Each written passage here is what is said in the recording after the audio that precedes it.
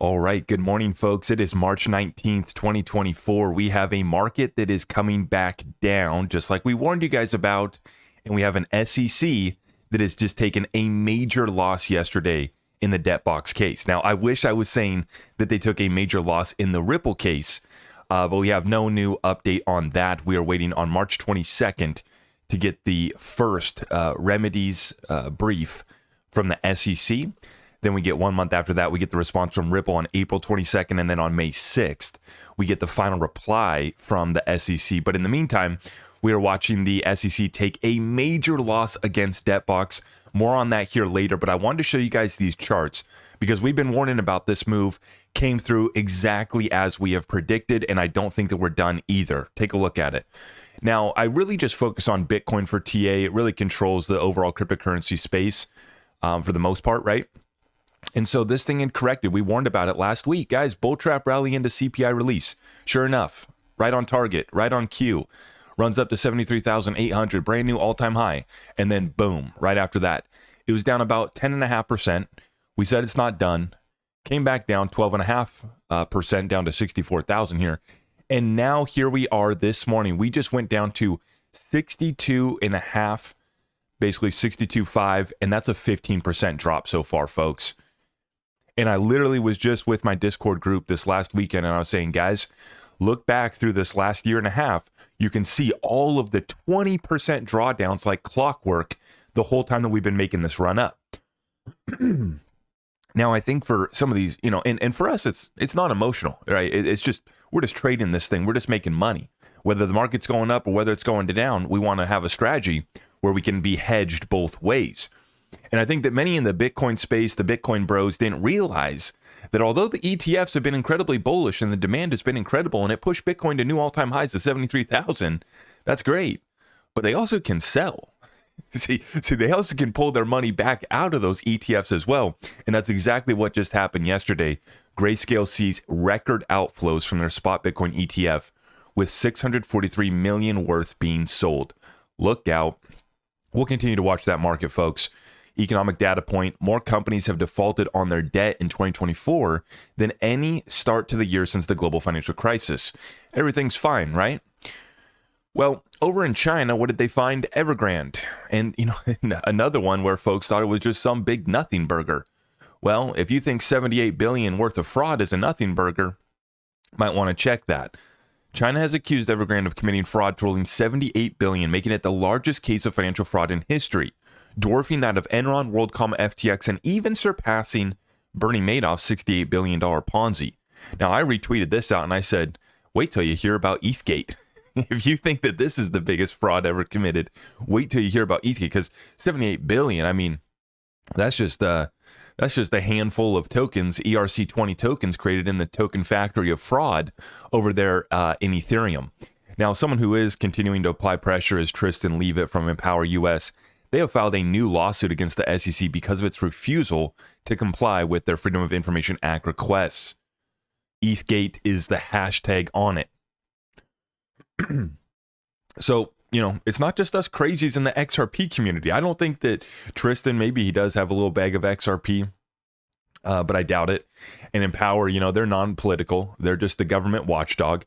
And there's someone directly over the target when it comes to this ETHgate story. And it is, by and large, I think, way surpassing that fraud. 78 billion for Evergrande.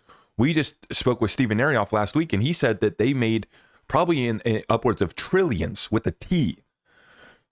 So remember, I said there's three parts to ETHgate, right? First part is the XRP lawsuit, the SEC suing Ripple and including the entire XRP community. That's the damages done to the XRP community, part one. Part two is the ETH free pass, the profit that they made, right? And then the third part has nothing to do with crypto. It's just the overall corruption and regulatory capture of our capital markets, which used to be the gold standard of capital markets, similar to how we used to have the gold standard of currency. Now we lead and we represent with the gold standard of corruption and backdoor deals. Let's fix that and save our country, huh? Hey, speaking of fixing our country and starting that process, what do we have here today? A major loss for the SEC served up by this judge in the debt box case. We've been warning about this one, threatening sanctions, and they have now been served. SEC completely smacked down. Eleanor Terrett with the scoop. A Utah judge has found the SEC engaged in bad faith conduct against crypto firm The Debt Box. The judge has placed sanctions on the SEC for abuse of judicial process. How about that? Ordered them to pay the legal fees of Debt Box and denied its motion to dismiss the charges without prejudice, meaning it will not be able to refile the same charges at a later date. Now, it looks like the sanctions imposed against the SEC here are monetary. The SEC will now be forced to pay the legal fees and court costs of both Debt Box and the receiver, the third party the court appointed to manage the company. It's unclear how, they bankrupted this company right here, folks. They put a freeze on their assets. They seized their assets, I think. Unbelievable. All lies. All of it. It's unclear how much those bills will add up to, but because the SEC is a taxpayer-funded agency and those monetary sanctions will come from the agency's 2024 budget, taxpayers will foot the bill. If you have been doing the crypto ICOs, you might want to watch out because they're going to be coming to collect some money so that they can pay for this bill, right? And they already have been collecting a record amount of money too. Quote from a legal source who wished to remain anonymous, quote, the SEC basically just forced a bill on American taxpayers for their own unlawfulness. Additionally, Congress is finalizing the SEC's 2024 budget this week. A new big cost that would eat into the already fixed budget would mean the SEC would likely have to get the money from either cutting programs at the agency, might not be a bad idea, a good start, or asking Congress for supplemental money to cover it. The funding deadline is Friday. Now, we've already seen House Financial Services Committee Chairman Patrick McHenry and others come on out, do the grandstand, parading around, acting like they care. And I, responded to him. I said, when subpoena? When can we actually get something done? We're so far past the point of talk. The SEC is literally bankrupting companies and causing trillions of dollars worth of damages across the American economy and our capital markets. They're supposed to be here to protect us. And this was just downright lies. Speak of fraud, right? This is fraud and abuse of the court process. It's absolutely criminal. This is a good start with the sanctions, but we're so far past this. And so does the SEC need to be shut down completely? I'm not going to go that far, but maybe we should consider.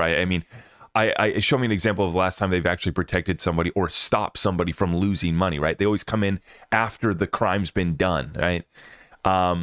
The cop on the beat for capital markets that makes sure that they get paid and their buddies get paid. Meanwhile, legitimate companies get bankrupted, their assets get seized, and the restraining orders get placed on them, only to be overturned and the judge to say, you guys need to get back in your place, right? Shut you down. Unbelievable. Stuart Alderati, Chief Legal Officer of Ripple, responds, today a federal court sanctioned the SEC for abusing its unique status to present evidence that was false, mischaracterized, and or misleading. If anyone thinks this conduct by this agency under this leadership is limited to this case, I have a bridge in Brooklyn to sell ya. And this is the problem, folks. This is we can characterize the SEC. The reason why I call them, mafia-style tactics is because this is exactly what we just saw in the Debt Box case, folks. This is not just crazy XRP holders that are mad because our coin's not pumping. This is the destruction of America. So I'm sorry for folks outside of this country that don't seem to, they can't wrap their minds around why we're so worked up over ETHgate, why we're so worked up about losing our capital markets, why we're so worked up about losing our country. I'm sorry, right? I'm sorry that we want to save our country and we just want a level playing field. Okay. And we don't want to be overruled by thugs. Yeah. Sorry about that. Yeah. And so, we're going to continue to put up the fight here. We're going to continue to apply pressure. This is just one victory. One big loss for the SEC, and I think that many more are coming.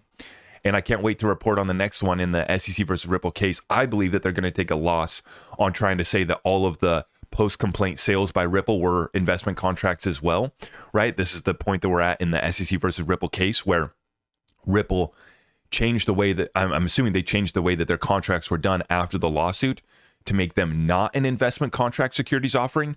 But that is what Judge Schwartz is going to rule on. And if she shuts that down, then, we're looking at a much smaller fine, disgorgement, whatever it's going to be, slap on the wrist that Ripple's going to have to pay, if any at all. Really, I would argue, maybe they don't need to pay the full bill and they haven't gone as far as they did in the debt box case, but I would argue, they've been, we've been talking about this. The damages to the XRP community are massive. And it wasn't just a lawsuit against Ripple. They included the entire XRP community because they said the asset itself. And so if they couldn't get through and they couldn't get Ripple, they were coming for the rest of us as well. This is where John Deaton stepped in and many others, stepped up to the plate here to lead the charge. And this is why I humbly stand behind John Deaton and the others who have been on the front lines here, the generals on the legal battlefield. And I just stand behind here in the trenches, and I'm ready to take my order wherever I need to go to get it done to defeat this enemy, because these people are sick. You give them an inch and they're ready to take your whole life.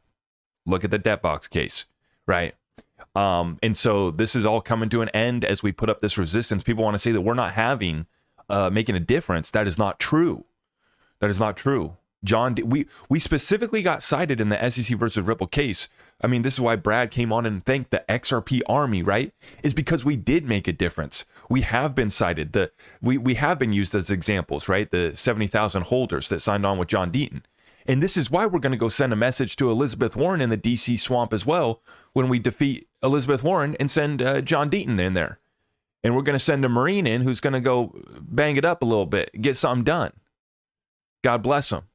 And so, folks, I know that everybody wants to see the price go up. I know everybody wants to go to 589 and get rich. Let's save our country, too, while we're at it. How about that, too, right? I'm all here. Trust me, seeing the markets back down, not my favorite thing. We were anticipating it. We have been prepared. Probably going to buy the dip, not financial advice.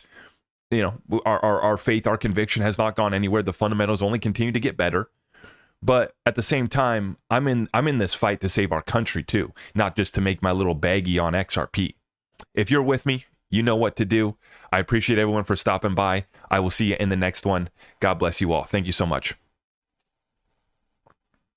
I am your host, Zach Rector. I really appreciate all of the love and support. If you want to support the channel, just remember that you can start by smashing that thumbs up for me, sharing this content far and wide, and everything else is at my website.